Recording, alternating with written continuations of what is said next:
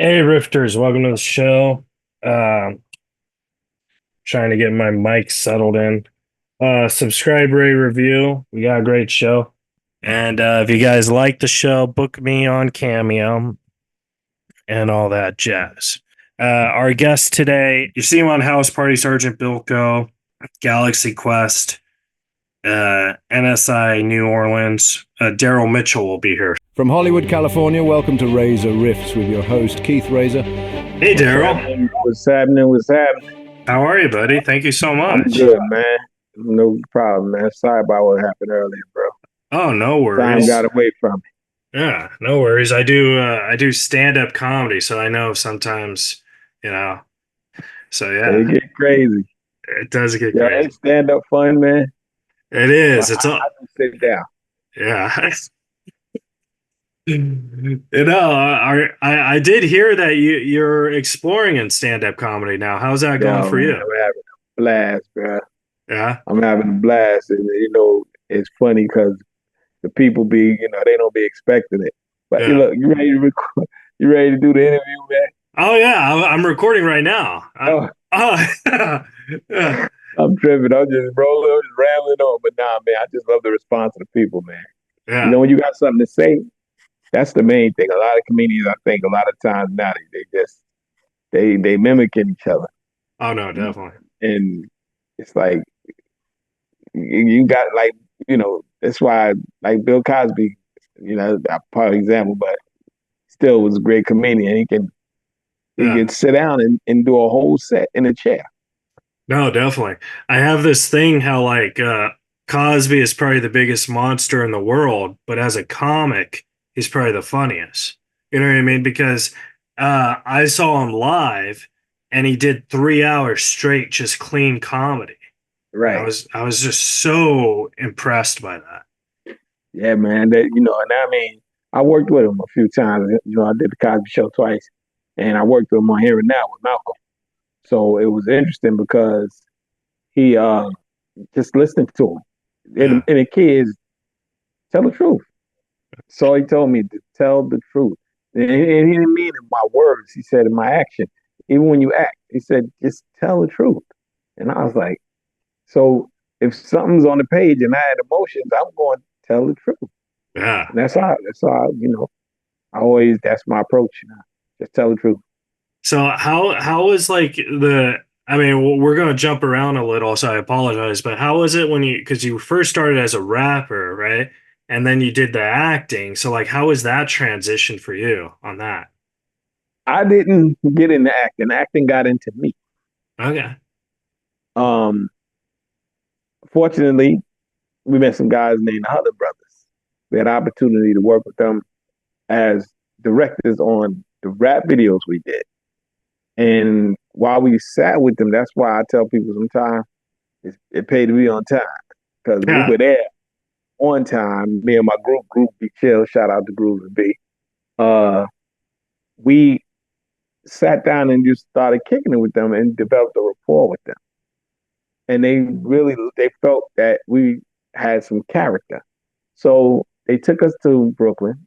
They have a thing called the Black Filmmakers Foundation. But Reggie Warrington, Reggie took us to his apartment. He was like, listen, I got an idea for a movie. And we was like, okay. He was like, I want to do this movie and I want to make it a modern day, like, Coolie High. Yeah. And he said, I want to do something like a house party thing. At the time, me and Bilal was doing house parties. That's my DJ. That's how we was making money. Yeah. So we had a lot of stories about house parties. So we sat down and kicked it with them, and they wrote the movie. And with us, that was the original vehicle for Groove Be Chill. That's actually what I heard. Yeah. I heard I heard you were supposed to be Kid, right? Right. I was supposed to be I was supposed to be Play. Oh, really? And Okay. Groove was supposed to be Kid. Oh, okay. And Bilal was supposed to be DJ. Yeah. So when they decided that, Luline Cinema wanted to go another direction, they made us support the cast members and made Ken play the stars, which was cool with me because it turned out great for my career.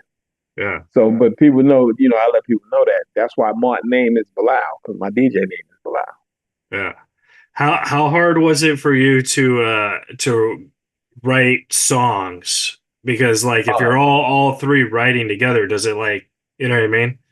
well, I with the first album, what we did most of the concepts. I came up with the concepts. I always had an idea for a concept, and then I would write a hook. Then I would write a rhyme. Then Groove would come in, and he would polish it off.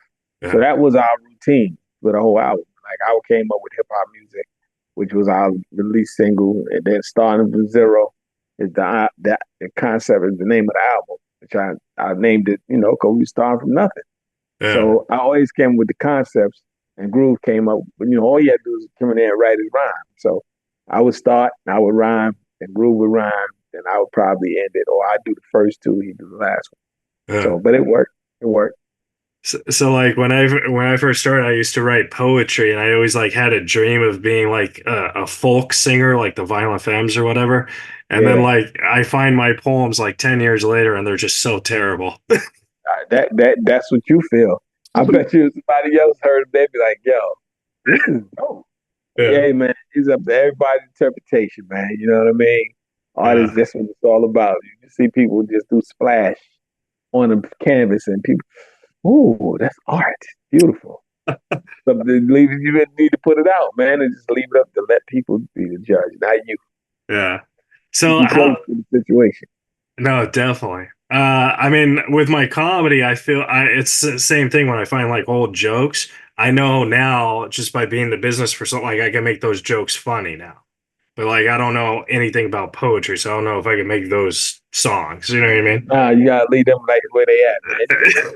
Just put something, just put a nice little jazz beat behind it and just speak it.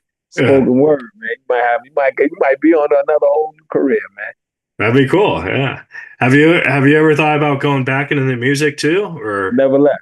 never? Oh, you're still doing I it? never left. We just did a concert now about 2 weeks ago in Atlantic City. It was a Oh, mixtape with DJ Jazzy Jeff, and it was like 24 MCs. oh, that's awesome. We got on it. Yo, the crowd didn't know whether to clap or cry when they saw me, man. It was like, yo, he's back on stage. Yeah. Yeah, man, it was cool. It was fun too, man. I Oh, just got through talking to shout out to Charlie Mack. I just got to talking to Charlie Mack. that's That, awesome. yeah, man. So when you got House Party, it was your first film, and like House Party is one of those comedies that it's just funny every time you watch it. You know what I mean? It Yeah. might actually No, get funnier every time. So like when you made it, did you know that it was going to have that juice in it? no, I mean not at all. Because we have funny moments, and when you're not there every day, so you don't get to see the whole thing come together. But in that moment when I was, hearing Robin Harris say, follow the drip," I was hilarious. Yeah. Or did to say shit, this thing, little things like that we had. And, I was there the night when John Witherspoon was, yelling at the kids, "Go on with your bad ass." And, so that was funny moment. So you don't see the whole thing coming together to the premiere, the night of premiere. So you like, all right, we got to move it. And man, the response from the industry, everybody was standing up and clapping. I'm like, yo, did this just happen? It Yeah. was it was it was crazy, man. It was crazy, but it was dope. It was Yeah. dope. It was That's dope. But I that, mean, with that whole thing, it's like I never intended to be an actor. yeah. I, it's funny when I started going on auditions, the producer was asking me, "You still doing comedy?" And I was like, yeah, because they didn't know about my rap career. Right. So they They thought had you no were a idea. comic. Yeah. They thought I was a comic because they didn't know nothing about rap. Period. So when they saw the movie happen, they were like, "Who is this new comic?" And they wanted to book me. So it was just like everybody was looking for that new kid. And that's Did, how I got on the Arquette show and Veronica's Closet. But but acting was something I wanted to do first. yeah. Rapping happened first. Yeah. I Isn't could it? rap, you Yeah. know. Isn't it funny how that's how like life sometimes goes, where like, if you want to do something, but a different path comes in first. Yeah. Correct. That's why I tell people leave yourself open. Yeah. Leave yourself open. When I speak at colleges, I said, listen, I know you got a degree and I know you studied the master, but what you really studied was, can you walk the walk and can you talk the talk?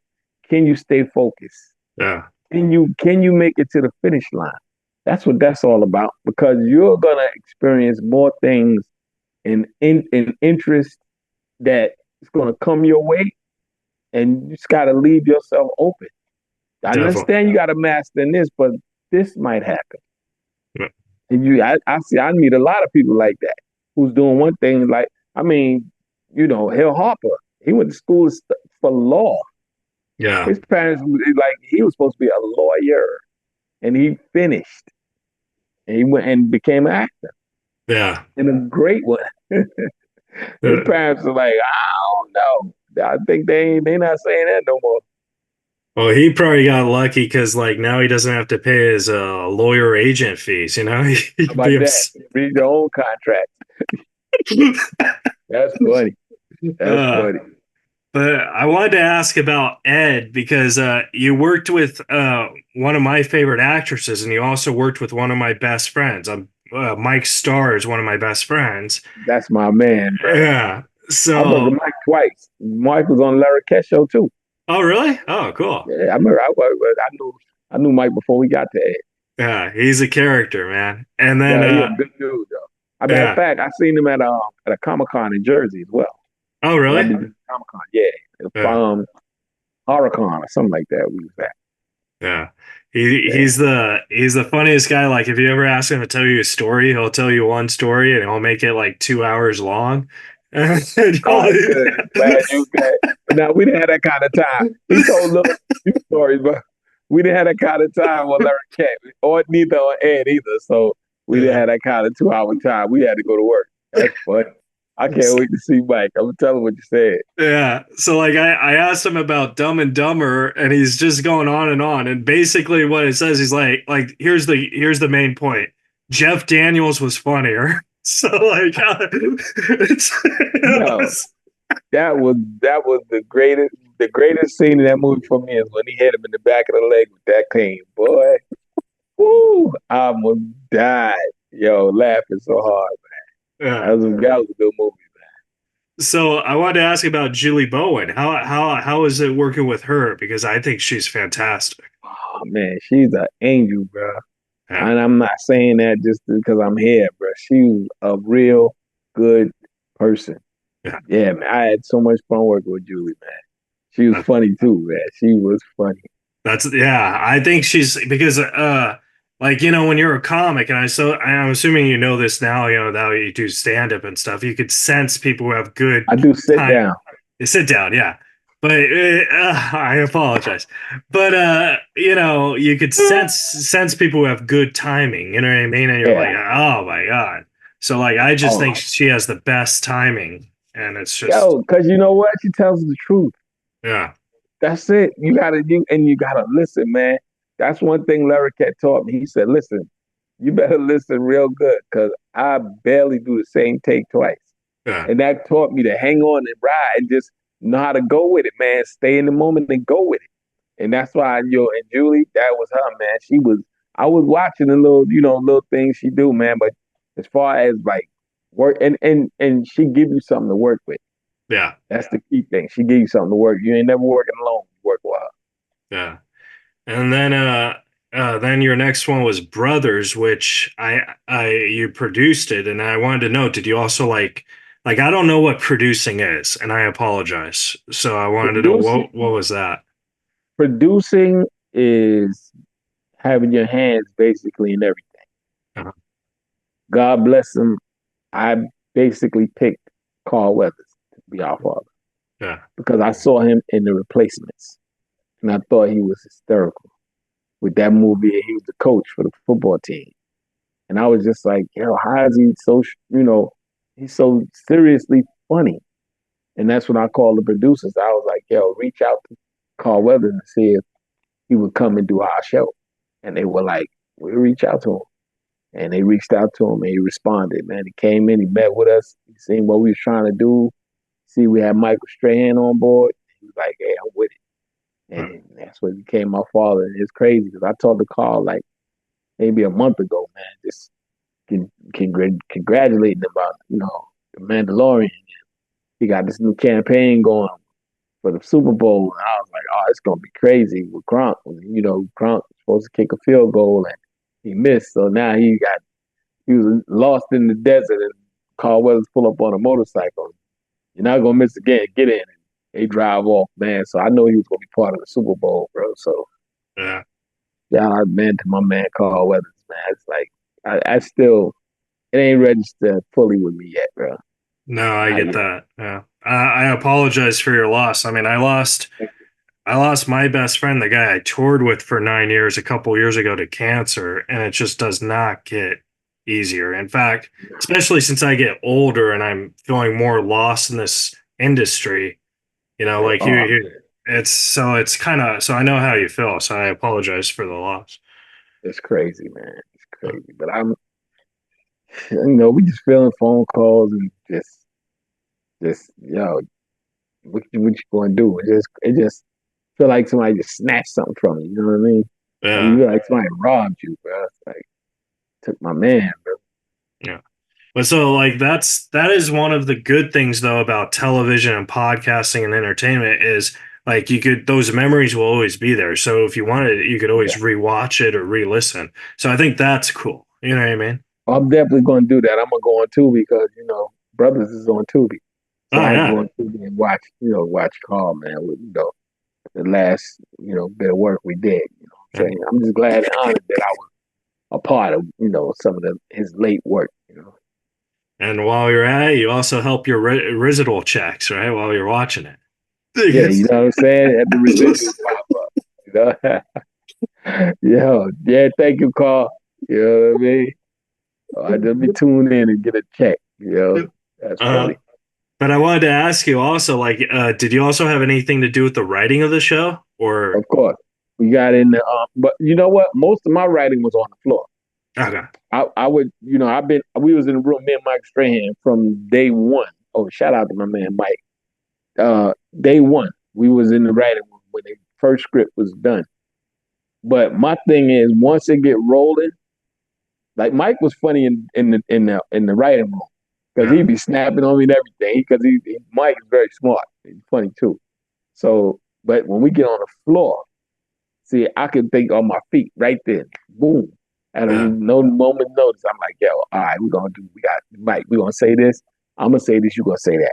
And then you're gonna say this. You know what I mean? So that was our thing. I was able to do that quick. So Yeah. that's what they allowed me to do. They would allow me to do rewrites right there. And then Oh. I just tell the camera, look, just keep a wide on all of us and just keep one on me because I'm going. So I would do things right there, man. And I mean, see, writing is not just in the words, it's also in your actions. Yeah. Like one episode we had where Mike was trying to work out to get back in the NFL. And I was yelling at him. I was working with him. And he was on the bench going, what? He was pushing. I'm like, come on, give me one more, give me one, give me one more. And he's like, ah. And he dropped, ding. And he sat up, right? And so instead of me giving him the towel so he could towel off, I took the towel and toweled off. Like I did something. Yo, Mike fell out. They was like, Mike, you can't laugh, man. You gotta stay in the seat. He was like, yo, but this dude, man, yo, I would break Mike up every time because I would just do something on a whim. And Yeah. so I could once I see a scene, do it a few times, I can start throwing in jokes right then and there. So that was my strong point, being on the floor. And like that was also a show that I felt could have went on for another season. I was wondering, is that something you guys talked about, or were you guys just doing other projects and you thought it was just time to move on? No, we really wanted that show to go another season. It was a Oh, I lost you, Daryl. I think you're muted. Are you there?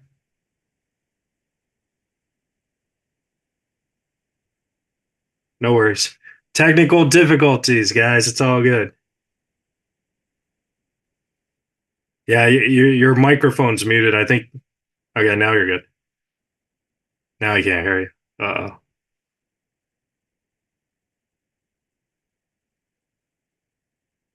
All right. Can you hear me? Thumbs up if you could hear me. Okay, cool. 1 second. All right.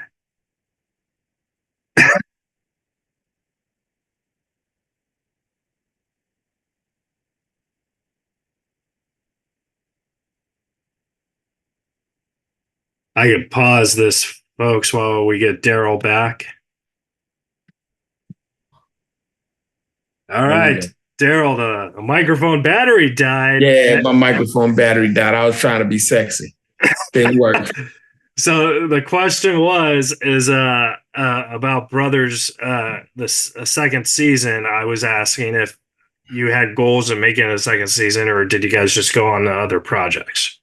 No, we had goals of making another season, but what happened, a lot of executives, man, all of a sudden, everybody got to clear this and clear that. And I think it was just creative differences in the offices. We was giving them the work. You know what I mean? We had great actors. We had, and I think that's what it was. The show wasn't given a chance. Yeah. That it should have been given. People if you get behind it, it'll work. You know what I mean? I thought it really would work because being that Strahan worked for Fox.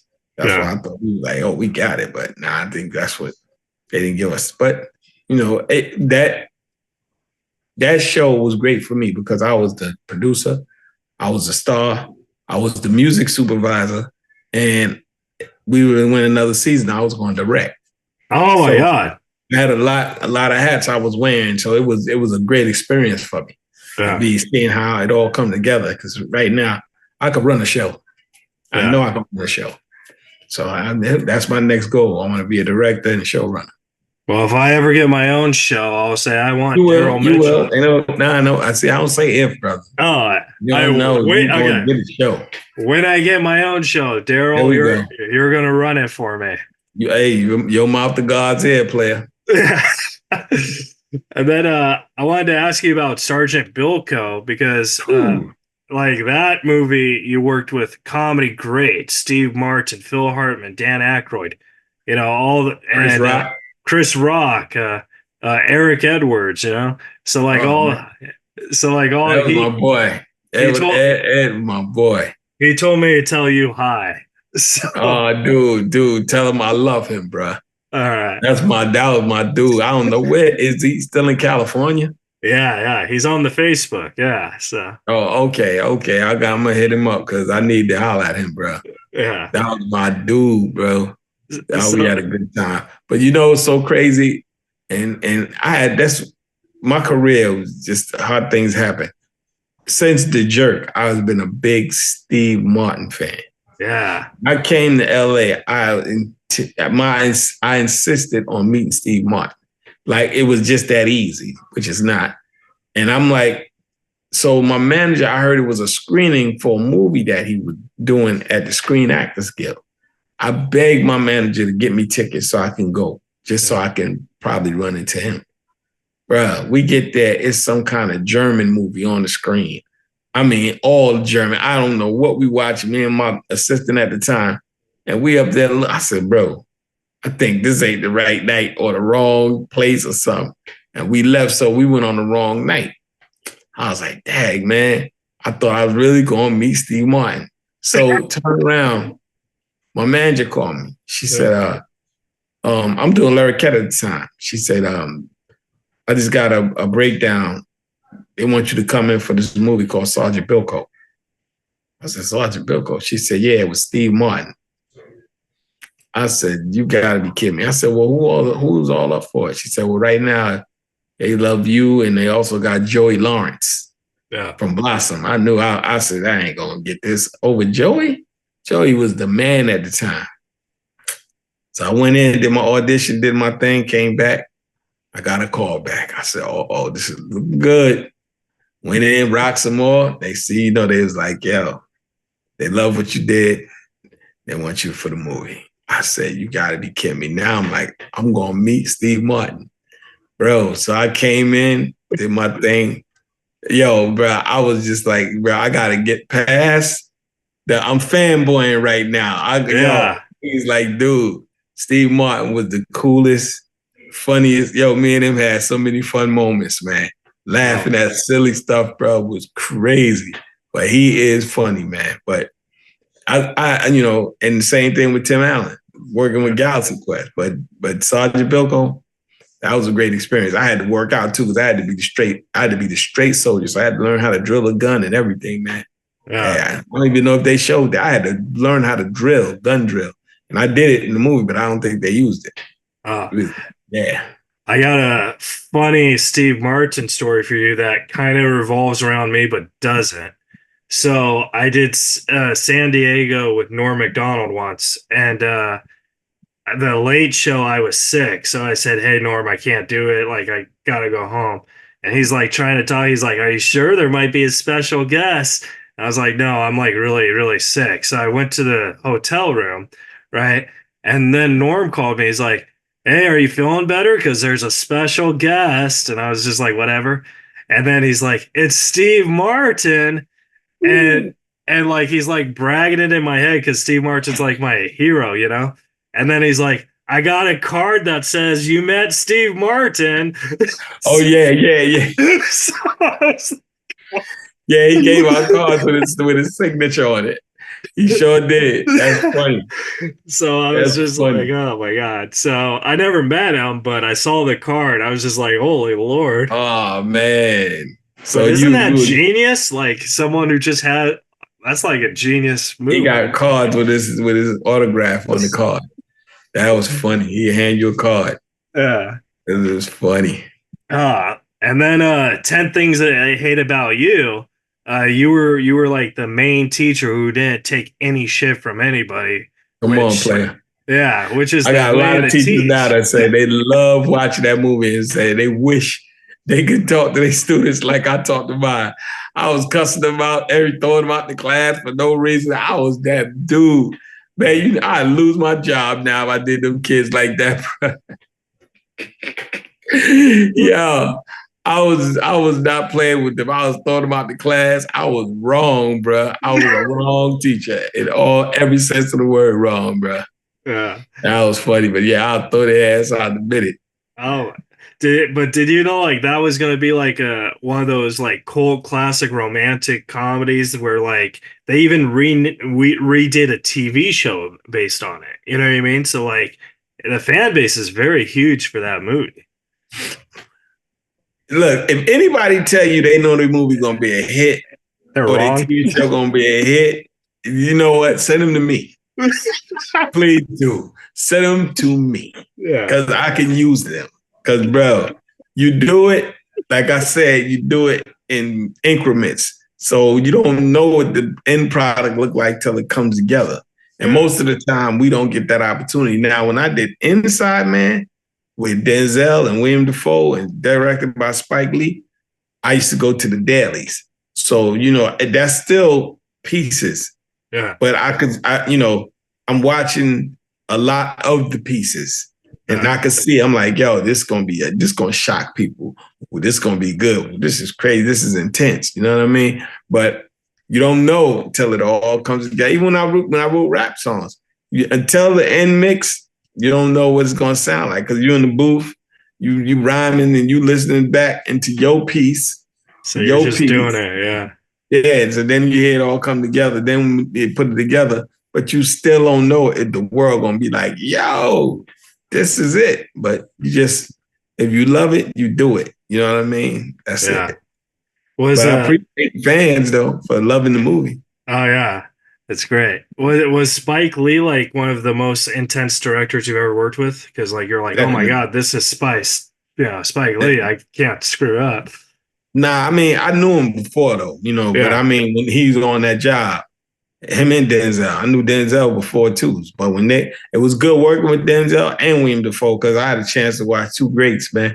I got caught in the camera one time looking like I was at a tennis match. They was going crazy. And I was like, yo. And Spike was like, chill. He was like, what? Chill. I was like, huh? You in the scene. I said, oh, sorry. Because I ain't know. I thought it was over my head. So I'm just like, I thought I could sneak a peek. But I'm in the scene, bro. So, but Spike is intense, man, because he's a perfectionist, and I like that. You know what I mean? I really hope the Knicks were doing good when you filmed that movie. Because Tell me about it. He be in your neck. You know what I'm saying? I hope so too. I didn't pay no mind. I should have checked before I even did the movie. Like, let's see if the Knicks is doing good. Or Spike come here and cut people's head off. That's funny.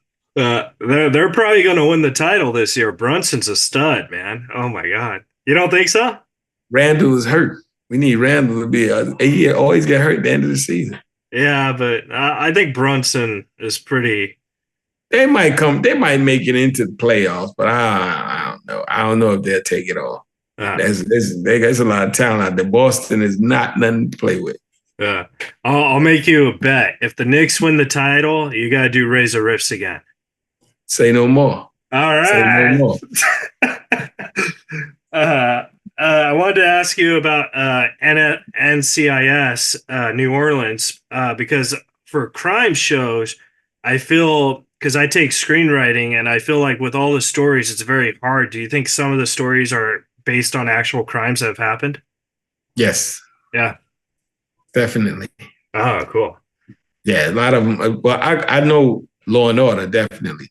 NCIS, yeah, they talk about certain things, and we have technical advisors on the set. So I think a lot of times, but they be coming up with some good ones, bro. Yeah. That's hard. You know what I mean? That's what I'm saying. It's hard. Yeah. It's hard, but they come up with it, bro. And we dealt with some real things too. We dealt with the Katrina situation. We talked about that, and the police wouldn't let people go across the bridge, and some people tried to go and they shot them. And, so we dealt with police brutality. We dealt with a lot of stuff. We dealt with my accident. So we had some good stories on that show. I really love that show, man. Yeah, I like crime shows too. So, and I also like it when you see like a guest star who you haven't seen in like 20 years, but they're doing the guest star. Like I think that's like the coolest thing. We had John Boy from Little House on the Prairie. I was like, what? Yo, come here, because I got a little Winnebago that this like 20 years old. Yeah. And I ain't getting rid of it. I love my little raggedy bus. We call it the Honey Hush bus. So anybody would come in the Honey Hush bus got to come sit down and chop it up with me and take a picture in the bus. Yeah. They was like, man, it's nice and quaint here, man. Yeah, so it's mine, bro. So I have 3 Galaxy Quest questions, and then I want to respect your time. But the question I had is when you filmed a Galaxy Quest and at the Comic-Con scenes, like did you film it at real Comic-Cons or was that like a real set type of thing? Bro, I'm gonna put you on game. Okay. Before Galaxy Quest, I didn't even know what a Comic-Con was. So, when we shot the scene, yeah, I was looking at these people in these costumes like, the hell is this? Bro, lost. Yeah. I didn't have no clue what this scene represented in this movie. But I said, just do my signing the autographs. None of that. Because it just all ran together on the fact that we had to do the appearance. I knew what that was when we, did that little thing. But when we got to the Comic-Con, I was like, what does this all mean? I've never been to a Comic-Con. I ain't know nothing about a Comic-Con. Excuse my ignorance. I'm from the street, the hood, man. The Comic-Con didn't come that far. Okay. Yeah. So we didn't know about no Comic-Con. So dude, it wasn't until like a year ago when I started doing Comic-Cons when it totally hit me. I was like, yo, I'm living the movie. Yo, I could not believe it. It hit me like, and I've been stuck ever since. I've been in love with him ever since. I wasn't a Trekkie growing up because I tell people, one, I didn't see me. So it didn't appeal to me, okay? I didn't see no young black kid, which race didn't make a difference because I don't know if you remember Lost in Space. Yeah. It was a little TV show called Lost in Space. Danger Will Robinson. Yeah. I watched it faithfully. Why? Because it was a child. And so I could relate to a kid. You know what I mean? So that's what. So people would tell me like, well, Star Trek, they had the black lady on there, and it didn't matter. She was a grown up, and she was a woman. So it didn't matter if she was black or white. It was just that she was grown. So that I'm not gonna watch her. Yeah. And so, but then when I got with this Galaxy Quest, and then I had to watch this documentary called Trekkies. Then that kind of started bringing it all together. Even when I watched Trekkies, I was like, I'm listening to these grown people, and I'm like, why are y'all in costumes? And this lady's like, yes, I'm a judge. I'm a appellate judge. I'm such and such. And I wear my costume under my robe. And I'm like, what? Yo, clean over my head, bro. Yeah. And then I got the Galaxy Quest, just opened my eyes up like, yo. Then I got mad because I'm like, damn, I missed all of this. Yeah. Now I'm catching up. Battlestar Galactica. I'm locked. I'm jumping over because the Mandalorian. Yeah. Oh, but now I go to the Comic-Cons, man. I'm in love with it. Yeah. In love with it. Yeah, man. So I wanted to also ask you in the scene where you get shot by the guy, like how is it? Because like I've never been shot at an audition or anything that I filmed or whatever, but it's like a laser shot that shot you. So you don't know if you die or if it really hurts. So like how did you pull that off? Like what did the director tell you to do on that? He don't tell me nothing. I work with Dean. Me and Dean worked together on a movie called Home Fries with Drew Barrymore. So I already had a rapport with him. He just know this is what the scene gonna be. Go act up. The Dean never had to give me no. He didn't never have to say, "Yo, all right, chill. This is the scene." No, it's like, all right, this is what. All right, yo, put the camera on him and catch it because I don't know what he gonna do. That was his direction. His direction was never to me. It was always to the camera, man. Because yo, I'm a dude. I'm homeboy in outer space. Yeah. You understand? So you can't teach me how to be homeboy. You better just put the camera on and let homeboy do what homeboy do. All right. Yeah. So that's how that went. But everybody else, you know, he was working with them and you know what the Thermians would do and what they would say and they all that. I'm like, I mean, I'm going to get me something to eat. You know what I mean? I ain't playing with that. Because when I come in, I'm gonna cut up. Yeah. All. And then, you know, would you ever do a Galaxy Quest 2? Because I know there's been talks about it, but I know it's just never, for whatever reason, never been. You know what I mean? Man, if I said I wasn't interested, I'd be lying like hell. Yeah. Crazy. I'm dying to do Galaxy Quest 2, man. I'm like, and they keep coming to me. I'm telling them, stop teasing me with that, bro. We're going to do it. Let's go. We'll keep talking about, we having a conversation. The last thing I heard, we supposed to do like a symposium.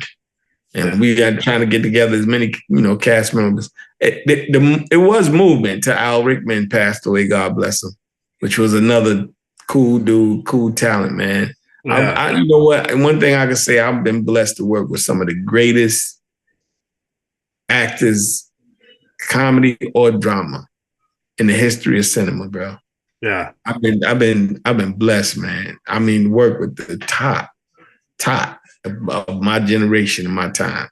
I mean, unheard of. Danny Glover, John Larroquette, Alan Rickman, Tim Allen, Steve Martin, Phil Hartman, Dan Aykroyd, Kirstie Alley. You know what I mean? Yo, I've worked with some of the greatest, man, that ever did this, bro. You've also been interviewed by some of the best, like Keith Reza. You know what I mean? I don't do all these podcasts, bro. But you was respectful, and the way you reached out, I was like, all right, I like that. You know what I mean? I don't do everybody's podcast, bro. Yeah. And then I got to shout out to my team, man, because I got a podcast called The Piss Stop. The Piss Stop Podcast with K Ego, Jay, and E Money and Chill. Oh, that'd be cool. Podcast. Check us out, man. Now you got to come do ours. I would love to, definitely. All right. All right. And then I wanted to see if you could talk about the Daryl Mitchell Foundation for a second, because I think that's very important. You know what I mean? Yeah, I'm trying to get that up and running now, man. We get, it's gonna be structured, but it's definitely gonna be about education, educating people about, disabilities and giving people with disabilities information. So, especially in the inner city, man. A lot of times I think, they fall through the cracks, man. Cause I get out there, I got people that don't even know they can rent a car.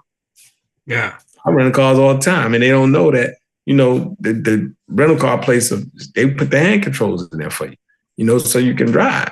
So it's like something as simple as that, so I want to, give people, resources and information.